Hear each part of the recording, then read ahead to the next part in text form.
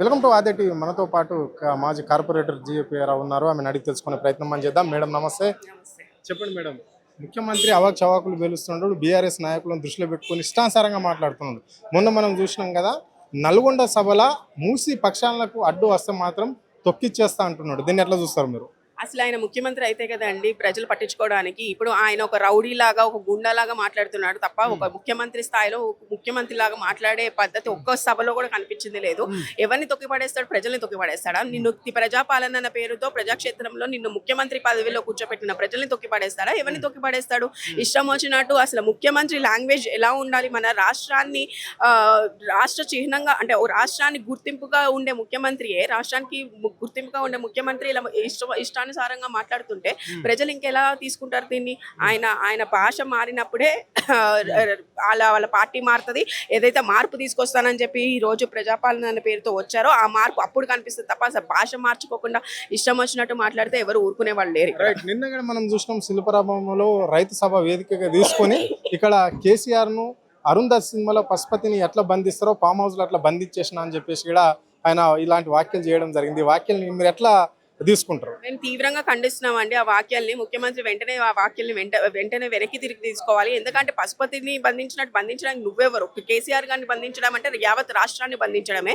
కేసీఆర్ గారు ఒక్కసారి బయటకు అడుగు పెడితే యావత్ రాష్ట్రం అంతా కూడా బయటకు వచ్చి మళ్ళీ తెలంగాణ ఉద్యమంని రేపడుతుంది తప్ప అంతకన్నా ఏం లేదు. ఎందుకంటే కేసీఆర్ గారు కామ్గా ఉన్నారు అంటే కనీసం టైం ఇద్దాం. ఎందుకంటే ప్రజాక్షేత్రంలో అంటే అపోజిషన్ లో ఉన్నప్పుడు రూలింగ్ గవర్నమెంట్ కొత్తగా వచ్చారు కాబట్టి టైం ఇద్దామనే ఉద్దేశంతో ఆయన ఆగుతున్నారు తప్ప వేరే ఉద్దేశం ఏం కాదు. ఆయన టైం ఇచ్చింది కూడా అయిపోతుంది. 2.5 సంవత్సరాలు అయిపోయింది. ఇప్పుడు ప్రభుత్వం వాళ్ళకి చేతిలో వచ్చి కూడా 2.5 సంవత్సరాలు అయింది. ఇంకా వాళ్ళ టైం కూడా అయిపోయింది. రాబోయే కాలంలో కేసీఆర్ గారు బస్ యాత్ర ఎలాగో జరగబోతుంది. మొత్తం ప్రతి జిల్లా ప్రతి నియోజకవర్గం కేసీఆర్ గారు తిరుగుతారు. అప్పుడు తెలుస్తుంది ఎక్కడ బంధించాడో ఎలా బంధిస్తాడో అని. ఇంకో విషయానికి వస్తే, ఈ రాష్ట్రంలో బామర్దులు జిల్లా తిరుగుతున్నారు, ప్రజలను పోగు చేయడానికి ప్రయత్నం చేస్తున్నారు, కానీ ఎవరికి కూడా అలా స్పందన లేదు. అక్కడ కొంతమంది బీఆర్ఎస్ వల్ల ఏదైతే లబ్ధి పొందిన వాళ్ళు ఉన్నారో వాళ్ళు మాత్రమే అలా భజన చేస్తున్నారు. మొత్తం కాంగ్రెస్ వైపే జనాలు చూస్తున్నారు, ప్రజాపాలన కోరుకుంటున్నారు. రాబోయే ఎలక్షన్లో కాంగ్రెస్ ఘన విజయం సాధించబోతున్నది. బీఆర్ఎస్ గతాన్ని చెప్పుకొని మర్చిపోవడమే అని చెప్పేసి కూడా ఇక్కడ ఇలాంటి వ్యాఖ్యలు చేశాడు రాష్ట్ర ముఖ్యమంత్రి. దీన్ని ఎట్లా చూస్తారు? అసలు మీరు సభలు కాదు, నల్గొండ సభ మీరు మొన్న ముఖ్యమంత్రి జరిగిన సభ చూస్తారు. మొత్తం కుర్చీలన్నీ ఖాళీగా ఉన్నాయి. అక్కడ ఇదే మీడియా సాక్షిగా మీడియాలోనే ప్రచారం అయింది, మేమేం చెప్పట్లేదు. అదే కేటీఆర్ గారి సభ కానీ, హరీష్ రావు గారి సభ కానీ ఎట్లా తండోపతండాలుగా ప్రజలు వస్తున్నారు.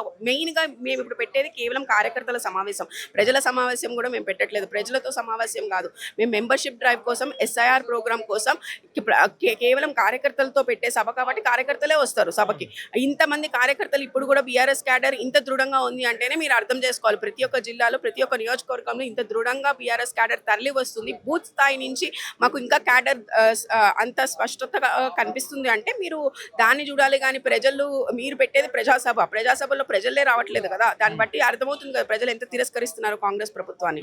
చివరిగా చెప్పండి మేడం, ఈ రాష్ట్రంలో 1 కోటి మంది మహిళలను కోటీశ్వరాలను చేస్తాము అని చెప్పేసి చెప్పిన ఈ ప్రభుత్వం మరి ఎంతవరకు ఇంప్లిమెంట్ అయింది? ఈ రాష్ట్రంలో ఎంతమంది కోటేశ్వరాలు అయ్యారు?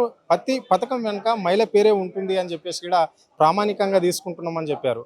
ఇది వాస్తవమే, కానీ ఎంతమంది కోటి మంది మహిళలు కోటేశ్వరాలు అయ్యారు? ఈ రాష్ట్రంలో ఎవరెవరు అభివృద్ధి చెందారు? మీరు చెప్పాలండి. మీరు మైక్ తీసుకుని గల్లీ వెళ్దాము. ఎవరు అభివృద్ధి చెందారో, ఎవరికి కోటీశ్వర్లు అయిపోయారో, కోటి రూపాయలు వీళ్ళు ఎవరికి ఇచ్చారో అనేది మాకు కూడా అర్థం అవ్వట్లేదు.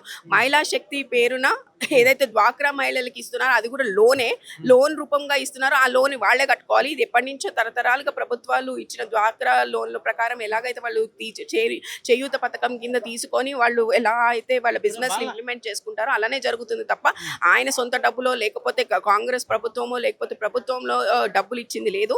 ఇప్పుడు ఏదైతే ఉచిత బస్ ప్రయాణం అని చెప్పి ఎలక్ట్రిక్ బస్సులు ఇస్తున్నారో అది కూడా డ్వాక్రా గ్రూప్ లో వాళ్ళు లోన్ తీసుకొని ఆ డబ్బులు తిరిగి కట్టాల్సిన డబ్బులే.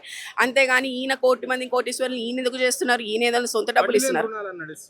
ఏది వడ్డీ లేని రుణాలు ఇవ్వట్లేదు, ఏమి ఇవ్వట్లేదు. మీరు వెళ్ళి ఆ ప్రజలను అడగచ్చు.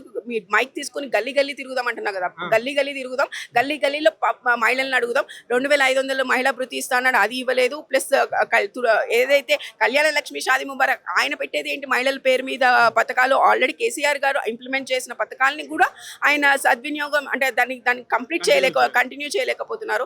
అటువంటిది ఆయన ఇచ్చేది ఏంటి? ప్రతి ఒక్క పథకం మహిళ పేరు మీద మహిళలకి ప్రాధాన్యత ఇచ్చిన పార్టీ ఏదైనా ఉందంటే అది కేసీఆర్ గారి ప్రభుత్వమే. ఎందుకంటే జిహెచ్ఎంసీ ఎన్నికల్లో చూసుకుంటే కూడా 50% మహిళలకి రిజర్వేషన్ ఇచ్చి మహిళలకి ప్రాధాన్యత ఇస్తూ తీసుకెళ్తున్నారు. కాబట్టి ఆయన ఎన్ని మాటలు మాట్లాడినా కూడా ప్రజలు ఈ రోజు కాంగ్రెస్ ప్రభుత్వాన్ని తీవ్రంగా తిరస్కరిస్తున్నారు. అది కూడా రేవంత్ రెడ్డి వ్యాఖ్యలు ఏవైతే ఉన్నాయో మేమందరం కూడా తీవ్రంగా ఖండిస్తున్నాం. Okay, right.